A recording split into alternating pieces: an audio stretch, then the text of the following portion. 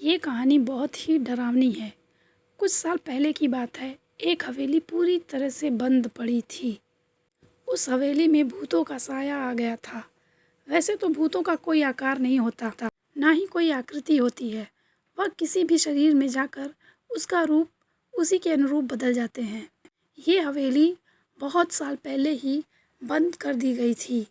इस हवेली में रहने वाले राजा महाराजा मर चुके थे और उनके जो बच्चे थे वे दूर विदेशों में जाकर रहने लगे थे। इसलिए इस हवेली में किसी का आना जाना नहीं था। कहने को लोग कहते हैं कि इस हवेली में तरह तरह की घटनाएं हो चुकी हैं और यहाँ पर भूत प्रेतों का बसेरा हो गया है। इसलिए इस हवेली के करीब से भी किसी के गुजरने की हिम्मत नहीं होती है। बहुत साल बीत गए थे। अचानक से हवेली के राजा के नवासे की लड़की आती है अपने बच्चे को लेकर रहने के लिए। इसके पति की मौत हो गई थी। वह एक कार एक्सीडेंट में मर गए थे और यह विधवा हो चुकी थी। इसका बच्चा 8 साल का था। वह अपने बच्चे को लेकर इस हवेली में रहने के लिए आती है। हवेली इतनी बड़ी थी कि उसकी साफ सफाई के लिए बहुत सारे नौकर रखे गए थे ताकि इस हवेली के कोने कोने को साफ कर सकें। एक दिन उर्मिला अपने बच्चे के साथ सो रही थी। आधी रात के करीब अचानक से एक पक्षी खिड़की से टकराकर गिर जाता है और मर जाता है। उर्मिला देखकर चीखने लगती है।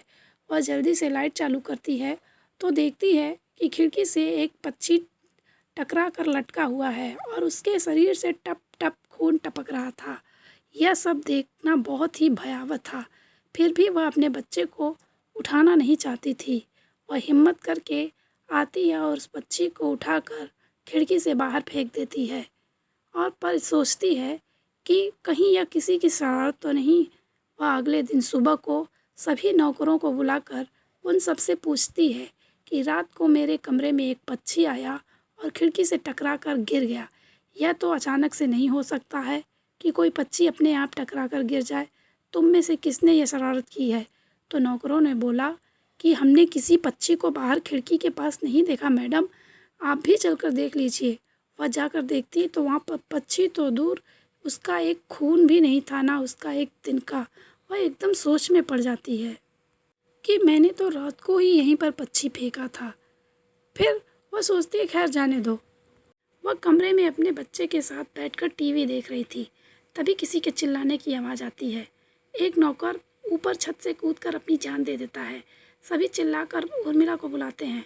वह दौड़कर आती है, देखती है कि वह मजदूर गिरकर पड़ा हुआ है। तो वह पूछती है इसने ऐसा क्यों किया? किसी ने बोला कि इसने आत्महत्या की है, तो किसी ने बोला किसी ने इसे धक्का दिया है। पर यह सारी बातें उसे समझ में नहीं आ रही थी। अचानक से इस हवेली में यह सब क्या हो रहा है? तो एक बूढ़े मजदूर ने बोला, मैडम जी, अगर आपको इस घर की कहानी जानना है तो इस हवेली की पुरानी किताब को उठाकर पढ़िए जो सरपंच के घर पर रखी हुई है। उर्मिला सरपंच के घर पे जाती है और वह किताब मांगकर पढ़ने लगती है।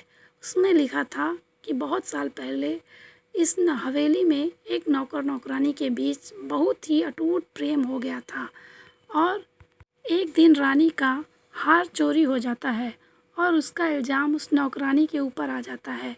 उसकी सज़ा में उस नौकरानी को राजा उसे जिंदा जला देने को हुक्म दे देते हैं। उस नौकरानी को जिंदा दफन कर दिया जाता है। उसकी याद में उसका प्रेमी नौकर आत्महत्या कर लेता है। इस घटना के कुछ दिन बीतने के बाद राजा ने एक दिन अचानक से अपने ही गर्दन में तलवार घुसेड़कर अपनी जान ले ली। उस दिन के बाद से इस हवेली में इस तरह की घटनाएं होने लगी। तब यह सारी बातें सुनकर उर्मिला इस हवेली को छोड़ने का निर्णय लेती है। वह उसी रात अपने बच्चे को लेकर वहाँ से जाने लगती है। वह कार को बुलाती है, उसमें बैठकर वे दोनों जाने लगते हैं। रास्ते में उसकी कार का एक्सीडेंट हो जाता है।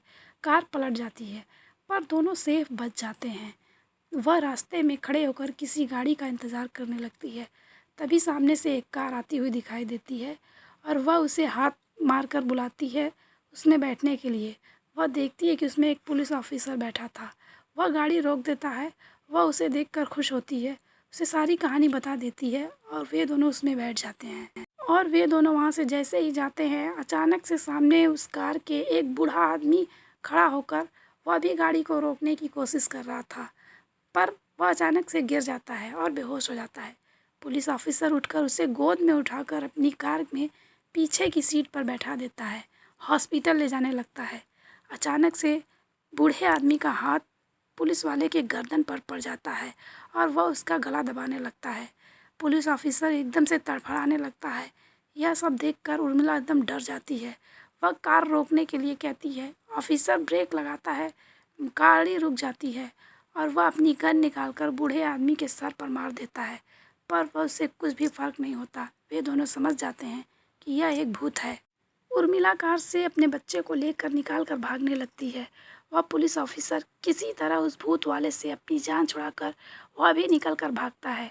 सामने उन दोनों को एक लाइट से भरी हुई जगह दिखाई देती है, तो उर्मिला से ऑफिसर बोलता है कि मैडम जी चलिए हम वो साइड चलते हैं, यह एक एयरपोर्ट दिखाई दे रहा है, हम लोग वहाँ जाएंगे तो बच जाएंगे। वे तीनों भागकर एयरपोर्ट में पहुँच जाते हैं।